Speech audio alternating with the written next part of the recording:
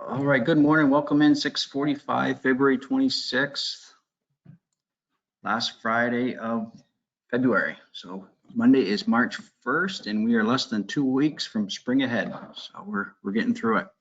COVID update, as you can see, our cases have been slowly declining, 1.6%, 7-day average, so it's tracking in the right direction. I did quickly want to share this regarding the vaccine. 65 and older can register on Monday through the state of Vermont, but you can also start today through Walgreens. I'll send a push notification out to everybody on this if they're interested in signing up for this ahead of time. Walgreens got extra shots, 4,300 extra shots through the federal retail pharmacy program, and you can register online or you can call them to set up an appointment if you're 65 years old and older and you're eager to get on it. So that's some good news to hopefully boost our numbers up, as we're seeing we're pretty much about 2 to 3% growth weekly in Vermont. So it's a slow going, but we're getting there. This week's code of conduct is to maintain cleanliness and condition of our vehicles and equipment. You know, this is a good time of year to get all the salt off during especially these warm-ups that we're seeing over the weekend, today, and going into next week, where it kind of freezes at night but thaws during the day. So there'll be a lot of salt on the road, but try to, if we can, those warm days, trying to hit the pressure washer and get the salt off our trucks and clean out the cabs as well. So an excellent job this month. We went pretty much knock on one log. Today goes well. We'll get through February without a reportable injury. So let's maintain our best practices by having a good solid plan ahead, doing those JHAs, communicating those hazards with all your crew members and workers, and so we can work safe and sound each and every day. With that said, I'll pass it over to Amy for the rest of our presentation, as we're hitting another wellness series today, which is a really good topic on ergonomics, and she's going to talk a lot about injury prevention with ergonomics. I'm excited for this. Thank you, Amy, for joining us this morning. You're welcome. Start the slideshow. All right, so today I wanted to talk about workplace posture. We've talked a lot about people in the field and lifting and shoveling, but we haven't talked a ton about correct posture in the people that sit a lot. So we're going to talk with our guys and girls that drive a lot during the day. So whether this is your full-time position or you just end up on the road a lot, you really want to make sure that your setup is good so that you're not ending the day with lots of aches and pains. So some key elements with this. Biggest thing is really let the seat do the work. You shouldn't have to work hard to maintain an upright sitting posture. You could get the seat to have a good position so that your body isn't doing all that much work, but you are comfortable and upright. Start at your pelvis and work your way out to your arms and your legs. If we could get your hips right, a lot of the rest of it falls right into place. Think spinal elongation. So tip to tail, you're making yourself nice and long. We don't want to be hunched over or leaned way back. And a big recommendation with driving that we all know, but I feel like all of us tend to ignore, is just take breaks if you're on long drives. So if you're driving, across the state, or you tend to do long hauls, make sure you're just getting out of your truck or car every 2 hours or so. It might be just for a few minutes, but that can really help to get the circulation moving, get your muscles activated, give your brain a little break. So the starting point for driving, kind of 5 key positions to start with.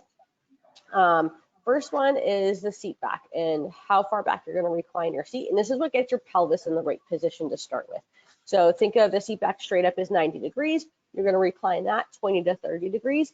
That gives your discs good support, gives your spine a little bit of extra space when you're in this position. Everyone's going to vary on this a little bit, but find that seat back position first. You don't want to be so far reclined that you're having to look forward and point your chin forward, because that stresses your neck and your shoulders out. And you don't want to be so upright you feel like you're falling forward and it's a lot of stress on your back.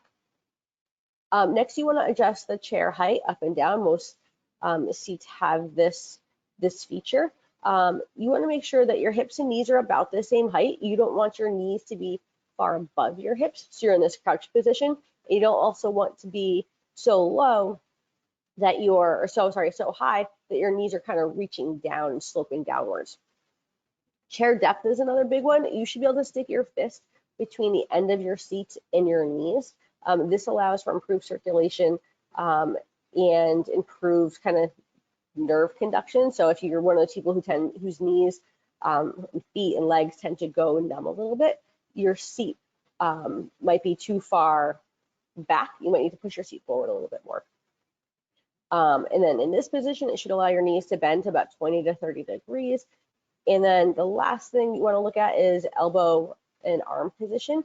So 180 degrees is arms straight out. You're going to come back 50 to 60 degrees or so. You have a little bend in your elbows. And this is a kind of your starting point, your first 5 steps to get a good setup in your car. So what about all the details? We all hear about all these extra things that we can do. Do we have armrests? Do we have lumbar supports? Yes, we could add all of these components in. Do we use a seat cushion? Potentially, if you're someone who's driving for long periods of the day, it can reduce vibrations, which the vibrations can cause problems. Do you use a lumbar support? A lot of cars have built-in lumbar supports that are adjustable. And yes, if you have a big space between your lower back and the seat, if you get that like a fist between there and not just slide your hand between that space, you do want to use some kind of lumbar support. If your car doesn't have anything built in, you could do something very simple like roll up a towel roll and stick it back there. And there's tons of aftermarket products for this. Your heels should be resting on the floor, or for your left foot, a footrest. They don't want to be kind of floating around. You don't want your foot completely resting either. You do want those heels on the floor. One little good test is if you extend your arms out. So if you have that good 120 to 130 degree bend at your elbows, if you extend your arms out over the steering wheel, your wrist should fall at the top of the steering wheel. This allows for some flexibility and movement. So again, if you're someone who tends to have your seat reclined, your arms are just touching that, that's probably not the best posture. The headrests are there for a reason. Your head should be resting on a headrest. Most of them are adjustable front to back, up and down, but the center of the back of your head should be resting on that. Again, that takes pressure off of your head, and it also takes pressure off of your shoulders. That allows for that spinal elongation so that, again, you don't fall into this position where your head is falling far forward. And then hand position. Do we do 9 and 3, the 10 and 2 that we're all taught in driving school, 7 and 4? Really what it comes down to is your choice and what's comfortable for you. The typical 10 and 2 tends to be a little heavy on your shoulders, and people tend to complain of shoulder and neck pain with that position. Your arms end up way out here. So the 9 and 3 or 7 and 4 might be a little more comfortable, but all of those are appropriate, and it's really finding what works for you. The next group of people we're going to talk about are people that sit at a desk all day or part of the day. So I presented this to you last month. There's a lot of information on this one page of, yes, this is what we should look like at a desk. How many of us really do? Most of us look like something in this photo or these photos here. Your position probably varies throughout the day between these different photos where you're reclined back, you're hunched forward, you're working at a desktop or a laptop, and the computer's not in the right position. So we want to try to change this to get in the best position possible for as long as possible. So if you're at a sitting desk, a couple things you want to start with and consider, kind of like when you're driving, we want to work on the hips first and work our way out. Just like driving, for your seat height, you want your hips and knees at the same height. You don't want to be crouched up. You also don't want your knees slanting downwards, which people do if they're sitting at the end of their seat, and you want your feet flat on the floor. Same as the car, you want your seat depth to be about 2 to 4 inches, so you should be able to stick your fist between the back of the seat and your knees. Seat back, same thing. A lot of desk chairs have built-in spinal supports in them. You might need to get something in the aftermarket products to give you the right support that you need if your chair does not provide that support. But again, that space in your low back should be filled for the most part without pushing you forward.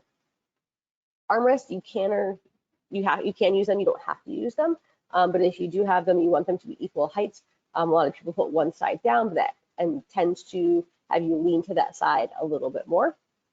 Armrests should be parallel to the floor and not slanted in any position.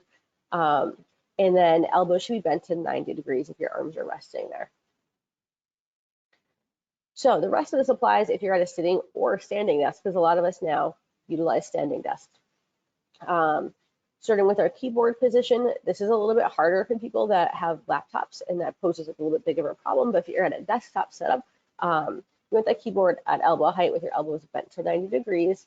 We don't want those old incline keyboards that are tilted towards you. You rather have them flat and not really using wrist rests and not anchoring your wrists down on the edge of the table.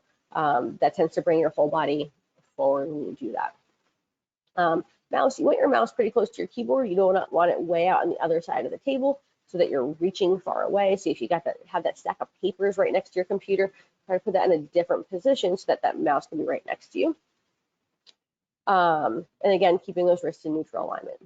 Monitors are another big one.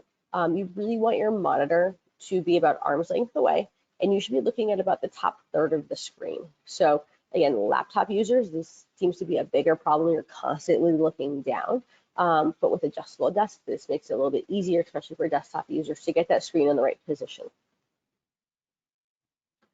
So some tips for this. Every body is different. So there's no one best position or posture. These are all guidelines. These are all starting points. Your best position might vary a little bit, but start here and adjust a little bit in either way. Make changes slowly. So whether it's at your desk or your car, you might want to start with 1 or 2 changes if your desk setup or your car setup isn't perfect.